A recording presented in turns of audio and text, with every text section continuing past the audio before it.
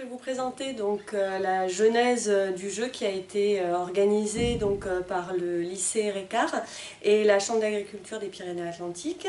Donc ce jeu a pour origine en fait un projet CASDAR qui se nommait À tous, qui avait pour objectif de développer notamment les connaissances sur la multifonctionnalité et les services écosystémiques des prairies. C'était un projet à l'échelle nationale. Suite à ce projet, plusieurs acteurs ont émis le souhait de développer un outil de sensibilisation sur les services écosystémiques rendus par les prairies. C'est pourquoi la Chambre d'agriculture des Pyrénées-Atlantiques a demandé au lycée Récart son aide grâce aux filières des BTS GPN qui travaillent plus particulièrement sur des outils d'animation. C'est ainsi qu'il y a maintenant 2 ans a débuté le travail sur le jeu qui s'appelle aujourd'hui le jeu de la transhumance. Ce jeu a pu être mis en place dans la filière BTS-GPN grâce au module qui est un module spécifique au GPN, un module de projet professionnel. Donc les étudiants doivent répondre à une commande. Cette commande était donc la création d'un outil pédagogique qui allait permettre de sensibiliser aux services écosystémiques rendus par les prairies. Petite définition, les services écosystémiques sont l'ensemble des services qui peuvent être rendus par les prairies à l'homme, donc aussi bien des services de filtration des eaux, des services de stockage de carbone, mais également des services plus culturels liés aux traditions agricoles ou bien encore des services de production alimentaire. Donc, un premier groupe d'étudiants de BTS-GPN a travaillé l'année dernière pour proposer une maquette de base. Donc l'outil qui a été choisi est le jeu.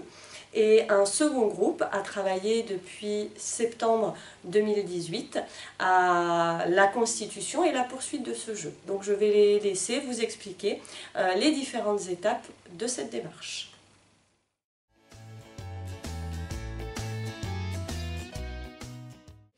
Sur le territoire des montagnes basques, les objectifs de ce jeu sont sensibiliser les agriculteurs à l'influence de leurs pratiques sur la biodiversité, les paysages et les races locales, et faire reconnaître auprès d'un public plus large les pratiques agricoles et leur importance pour le territoire. Ce jeu est destiné à des professionnels de l'animation du territoire, donc tels que le CPIE qui est une association au Pays Basque, mais aussi des collectivités comme la communauté d'agglomération Pays Basque. Et pour finir, ce jeu sera diffusé dans des établissements agricoles, privés ou publics, donc destinés à des élèves de première au BTS, car le jeu est adaptable à différents publics de tout niveau d'âge, et donc ce jeu sera distribué gratuitement. Donc bonjour, ce jeu que l'on a créé est un jeu de plateau qui se joue soit tout seul, soit en équipe.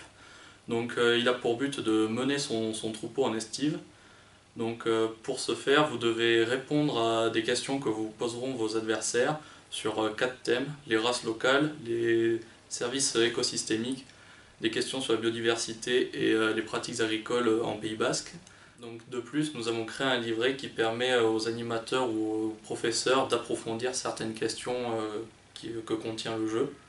Dans les règles du jeu, nous avons mis des cartes barrières qui permettent de bloquer nos adversaires, ainsi que des cartes négatives avec des points pour faire reculer nos adversaires pour donner un côté ludique au jeu.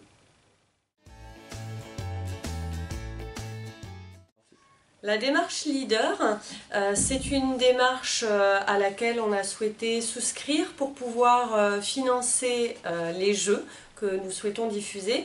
Comme vous l'a dit Tiffany, ces jeux vont être distribués gratuitement, donc il fallait qu'on puisse trouver des sources de financement pour fabriquer les jeux.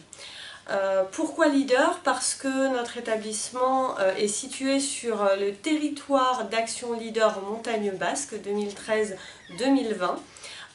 Pour pouvoir souscrire à une demande de financement, il faut s'adresser donc aux animateurs leaders qui chez nous sont la collectivité communauté d'agglomération Pays Basque. Ces animateurs nous guident tout au long du remplissage du dossier. Dans le dossier, on identifie les objectifs de notre projet, les différents publics. On identifie également un budget. Au final, une fois que le projet est rempli, il passe en commission leader. Une première commission leader s'est déroulée donc en début d'année scolaire 2018. Suite à cette commission, des questions restaient en suspens, notamment des questions d'élus sur le fait que ce soit des étudiants de BTS GPN, Gestion et Protection de la Nature, qui réalisent un jeu sur l'agriculture. Donc, pourquoi des BTS en gestion et protection de la nature allaient faire un jeu sur l'agriculture? Eh bien, c'est ce à quoi ont dû répondre nos étudiants qui ont pris en main le projet à ce moment-là. Quand nous avons pris le dossier en main, donc un dossier de financement leader avait déjà été créé. Donc notre commanditaire, la Chambre d'agriculture 64, nous a présenté la commande. Suite à cela, des élèves avaient déjà pris cette commande l'année précédente et donc avaient déjà réalisé une maquette. En plus de cela, nous avons dû rajouter des cartes, créer un livret, le tester auprès de professeurs et d'élèves. Comme le projet leader n'a pas été accepté, il y a eu des questions qui ont été soulevées. Nous avons dû défendre notre projet auprès de la commission des élus. Donc suite à cela, le projet a été accepté. À l'heure actuelle, il ne nous reste plus qu'à faire venir un infographiste, à imprimer et à diffuser notre jeu auprès des différents établissements.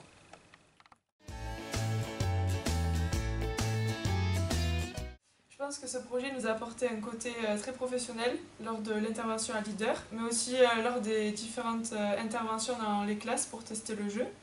Et moi, plus particulièrement, ça a développé mon autonomie pour faire tout ce travail en groupe. Dans mon cas, la principale chose que m'a apporté ce projet, c'est que je ne suis pas originaire du Pays Basque et du Béarn. Et réaliser ce projet m'a permis d'avoir une grande connaissance, que ce soit sur les races, que ce soit sur les pratiques qui se pratiquent en Pays Basque et en Béarn. Donc, ce projet m'a apporté de l'autonomie, des connaissances sur l'agriculture, un milieu qui m'intéresse beaucoup, et du professionnalisme.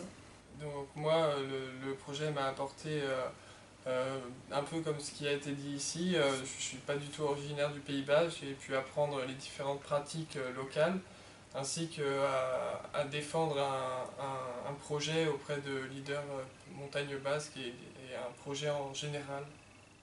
Ce que nous a apporté Leader, c'est déjà de pouvoir mettre en place toute une démarche pédagogique avec des étudiants. Et puis ce que nous apporte les projets en général, c'est de voir nos étudiants grandir.